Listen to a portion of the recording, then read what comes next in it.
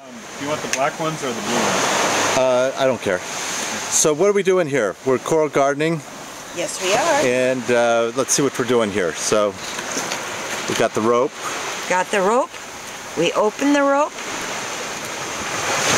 And we stick a fragment in there over the little, so it catches. And then it self-tightens. We create a little necklace. Yep. We try to keep the same species of corals together so they don't fight each other when they grow big enough to get close. So there's no stinging going on with major warfare at night. Yep. And so this is the collection bucket. We've collected these, well, those are the ones that we've already done. And they're in water, and we've got some Montipora species there. And these are some Acropora staghorns down here. And this one flipping them out was the experimental one we did last month to make sure the technique worked. Oh, great. You want to put that one out on a... Well, we could try. I don't know how long that is. Actually, if you want, you've got one ready. And out there is where we're planting them. With me when I go out there. So here we are about 3 days later, and those little 3 white dots you see floating on the surface are actually the buoys that we are using to float the ropes. We put out about 25 buoys, or 25 ropes, and you can see them here all floating out beyond the outer reef. It took a little bit of doing because the ropes are actually attached to a cinder block. So we used a paddleboard to take the cinder blocks out. Now you can see how they're floating here. These are the frags about 3 weeks later. And the following pictures were taken by a guest at Makaira. And as you can see, just 3 weeks of growth and we already have nodules. And those are those little blue things, blue almost globular clusters that you see there that are growing. That is growth in 3 weeks' time.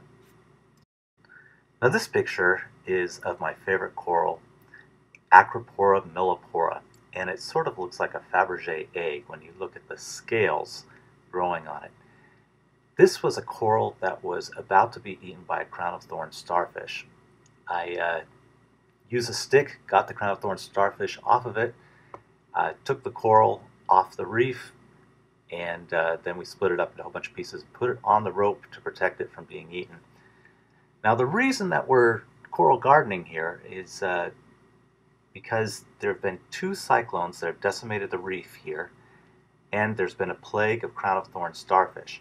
So any corals that remain from the cyclone have been mostly eaten by the crown of thorn starfish. Now this next coral is an Acropora staghorn. And what's interesting about it, and I want you to focus on the color, is that we have very purple at the top, and we've got some growth spurts, that's those white nodules at the end. But as we go down the rope, you'll notice that the staghorn is getting progressively more brown.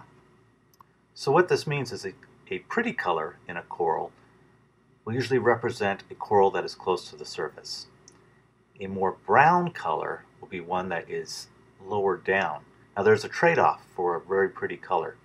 A coral that has to produce all these vibrant colors for sunblock protection usually has slow growth. A coral that's more brown will have a lot more growth. If you're interested in coral gardening too, take a trip out to Fiji. There are actually various resorts now that are doing this, but the one that I was at, Makaira, is located on the island of Taveuni in Fiji. So the end goal of this project is that in 1 or 2 years' time, we'll be able to replant these corals back onto the reef. They will be large, mature colonies by that point, and able to support a lot of fish and other invertebrate marine life.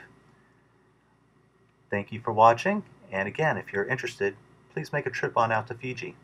They'd love to see you. Thanks.